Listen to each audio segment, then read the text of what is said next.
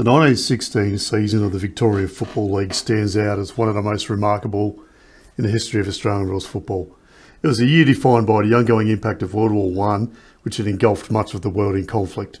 The war drastically affected the VFL, reducing the number of participating teams and changing the dynamics of the competition. Yet, amidst these challenges, the season showcased resilience, camaraderie and the undying spirit of Australian football. I'm a lion through and through, in my golden red and blue, and we'll fight until we get right to the top. Games at home or games away, any time or any day, we will go, go, go until we drop. Come on, Fitzroy, you can do it, hear the call. When that final siren sounds, we'll all cheer around the ground, for Fitzroy, the greatest team of all. The context of 1916. By 1916, World War I had been raging for 2 years. The Australian society, deeply affected by the war, saw many young men enlist, including numerous VFL players, and the war's toll led to significant manpower shortages directly impacting the league. As the war dragged on, Melbourne's football world became a battleground for a host of divisive issues. These issues touched on manhood, class, religion, finances, and the very nature of sport itself. Manhood and duty. A significant debate raged over what constituted true manhood. On one side, many viewed military service as a natural extension of the physical and moral training instilled by football, embodying the chivalry and team spirit of champion athletes. Newspapers like The Age of Melbourne argued vehemently that the majority of VFL players were fit for service and implied that those who didn't enlist were unpatriotic or cowardly. This sentiment lingered for years, even after the war ended, and in 1919 the VFL rejected proposals to honour returned servicemen in its player lists, maintaining a strict separation between football and military service. Class divisions. The war also highlighted stark class divisions, the middle class predominantly viewing football as a distraction from national duty, clashed with the working class who felt they had already borne the brunt of sacrifice. This class conflict mirrored the large societal tensions as different groups argued over the role of sport during wartime. Religious tensions.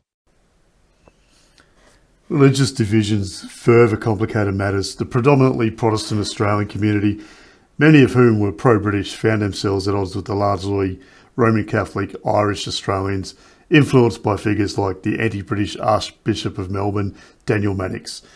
Clubs themselves reflected these divides, with Essendon and Melbourne primarily drawing from affluent Protestant communities, while Collingwood and Richmond had significant Catholic memberships. Financial pressures.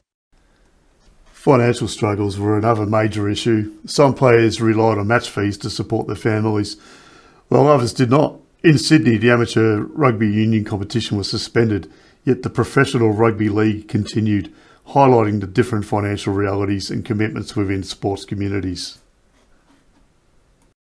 Sporting ideals. There was also a fundamental difference in why people played football. Like, some were driven by a love for the sport and the ideals of muscular Christianity, while others played primarily for financial gain, which in those days wasn't a great deal of money, but it definitely would have helped. Prominent figures like Lawrence Adamson criticised the VFL for distracting young men from their duty, suggesting that the 1915 Premiership team should be awarded Iron Crosses instead of traditional medallions. And that was a bit of a sign of the times, really, as well. Like, men who didn't enlist were given white feathers and whatever to signify that they were cowardly or whatnot. My own paternal great-grandfather on my dad's father's side came to the mainland from Tasmania, where he didn't really have an interest in getting involved in a British conflict. His father and other ancestors were pretty anti-Catholic and anti-British and whatever prior to coming to Australia, and they had various different Little conflicts back in the old country. So, yeah, he wasn't real keen on getting involved. He did eventually come to the mainland, though, figuring that getting involved in the army, he might be able to get a trade, which he did. He became an engineer and during the war, and eventually a builder afterwards. And he also did initially in 1915 play some football somewhere in Victoria. Now he was living in Auburn Parade, probably about 200 metres from Glenferrie Oval, and it's been suggested he may have played some games for the Hawthorn Football Club, which was not in the VFL at the time. That's yet to be substantiated all these years later. And look, there's probably a whole host of other football clubs that he may have played for. I'm not too sure how many were still in operation. I guess we might find out as we go along whether some of the other competitions kept running or didn't. The conscription debate. Adding to the complexity with the intense debates over conscription, the Australian government's attempts to impose compulsory military service in 1916 and 1917 failed, but they left deep scars, polarising the community further along moral, ethical, gender and political lines. Sounds saucy. The Essendon Resolution. In this charged atmosphere, Essendon players in February 1916 passed a resolution to play only as amateurs and to donate all gate receipts to the patriotic funds. When the VFL rejected their demands, Essendon refused to compete in 1916 and 1917.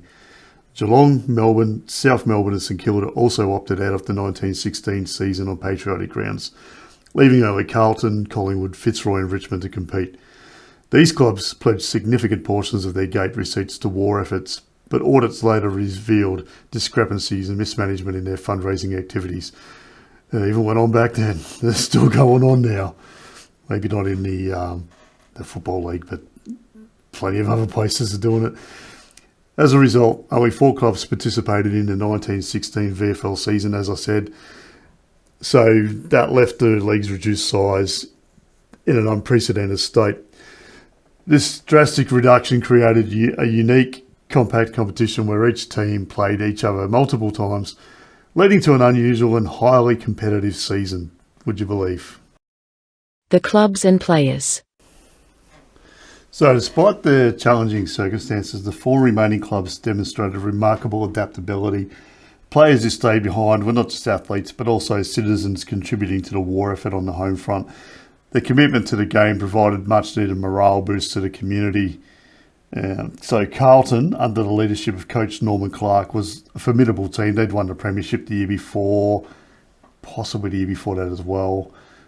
They had a pretty strong roster, including players like Rod McGregor and Paddy O'Brien, household names for those days. Probably no one alive now probably knows who they are, but that's fair enough. It was over 100 years ago. They had excellent skills and leadership. Collingwood, coached by the legendary Jock McHale, was at the time a powerhouse. They finished runner-up the year before to Carlton, and they were known for being pretty strategic in the way they went about it and really strong defence. And so a relative of my children, the great Paddy Rowan, played for Collingwood in the 1915 grand final against Carlton before he went off to the war. And in my Reaching for My Roots podcast, which the best place to find that is on YouTube, Reaching for My Roots, I do have an episode there where I talk about Paddy Rowan and some of my relatives who played in the VFL back in the olden days as well.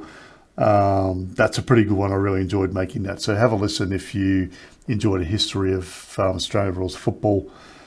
So, Richmond struggled at times around that sort of era and that year as well, but they showed flashes of brilliance and determination, and having them in the league did contribute to the competitive nature of the season. But we're here to talk about Fitzroy, of course, and so with their resilience and determination emerged as a strong contender in the early rounds. They were led by Captain Wally Johnson, whose leadership on and off the field inspired a lot of the guys. And I guess during the off-season as well, there were significant changes at Brunswick Street, where Percy Parrott, who had been the captain coach for the 2 previous seasons, and later on was named in the interchange bench in the Fitzroy team of the century, was replaced by George Holden as the playing coach, and as I said, Wally Johnson as captain.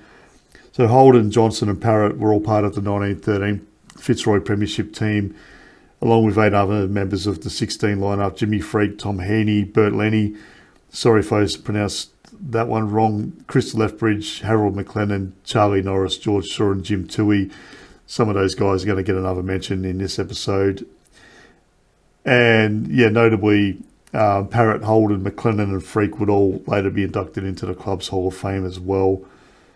So that's a pretty distinguished group of players there.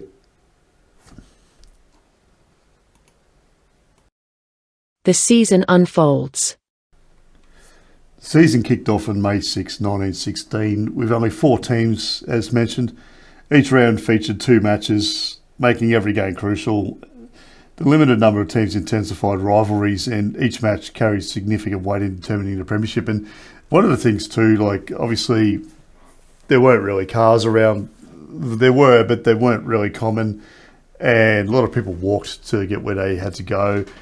And the significance of the fact that Richmond, Collingwood, Fitzroy, Carlton, sort of in that order, were in a kind of an arc. You started in Richmond, sort of went north to Collingwood, then you went west to Fitzroy and a little bit further west to Carlton. So, but they were all within, each ground was in walking distance from the other one.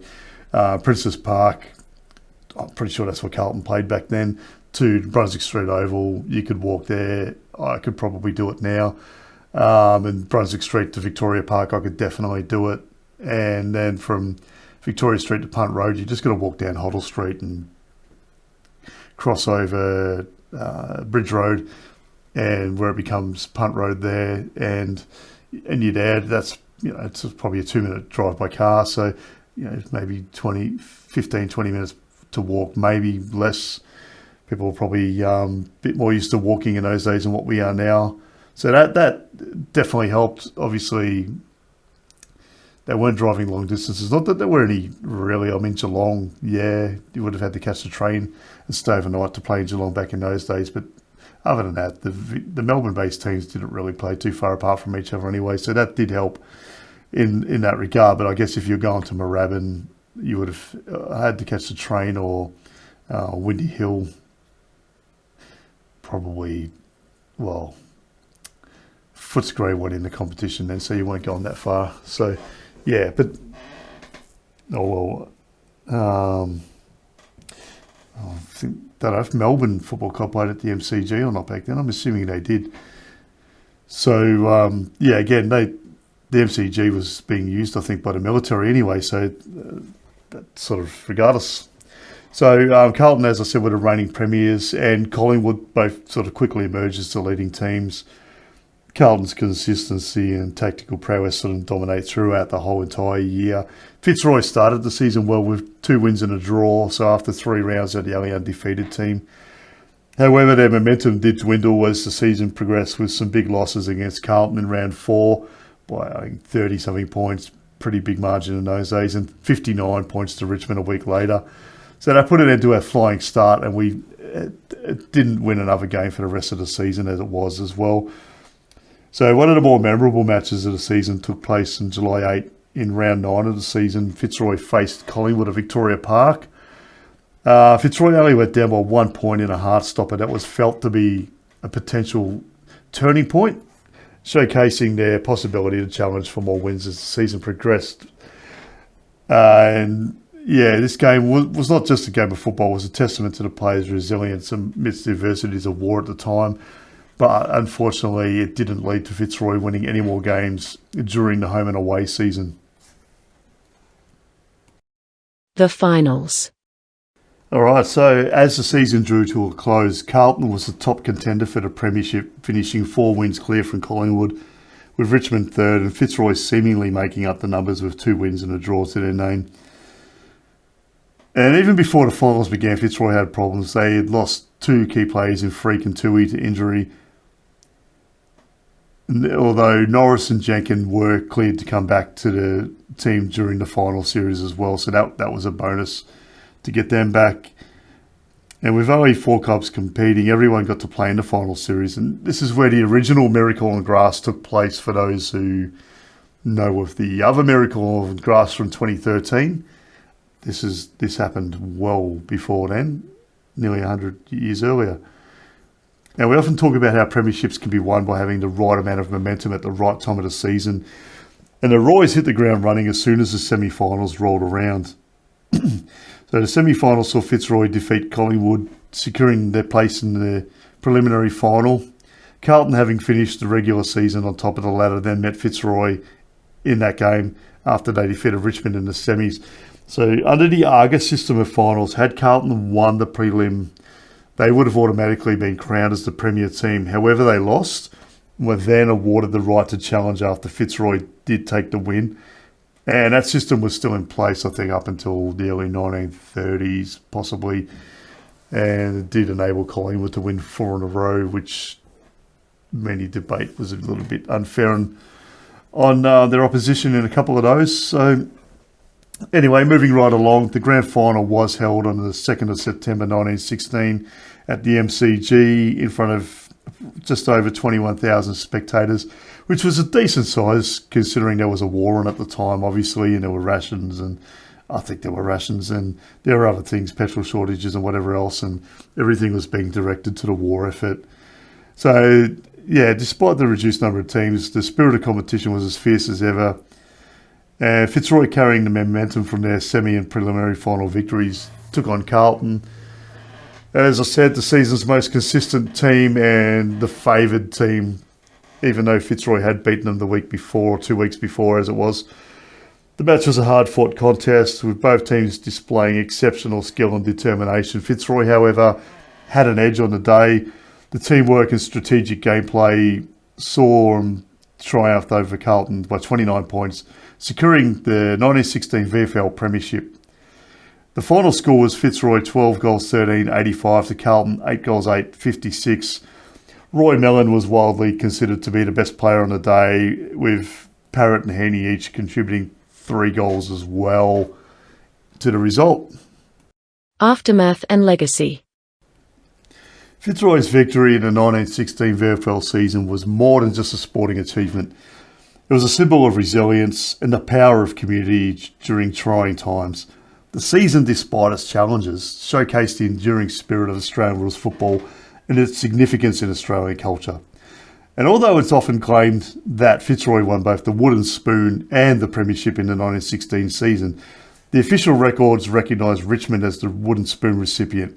This is confirmed by the AFL season guide and the football record, so let that be now a fact. The 1916 season left a lasting legacy. It highlighted the importance of adaptability and unity in the face of adversity. The reduced competition, while initially seen as a drawback, resulted in a closely knit league where every match was crucial and every player was vital to the whole effort. District football scheme. So in spite of the turmoil and everything else that sort of went on that year, 1916 also marked the introduction of the VFL's new district football scheme, which aimed to tie players to clubs based on their residential districts. This scheme, developed over 2 years and finalised in October 1915, sought to ensure more equitable distribution of talent across the league, and it remained in place until 1991. So that's longer than what I thought. I thought it was phased out when the draft came in 1986. So it went on for an extra 5 years after that. And as we all know, the war eventually ended in 1918, and the VFL returned to a full competition with all teams rejoining. However, the 1916 season remains a poignant reminder of a time when the game continued against all odds, offering hope and entertainment to a nation at war.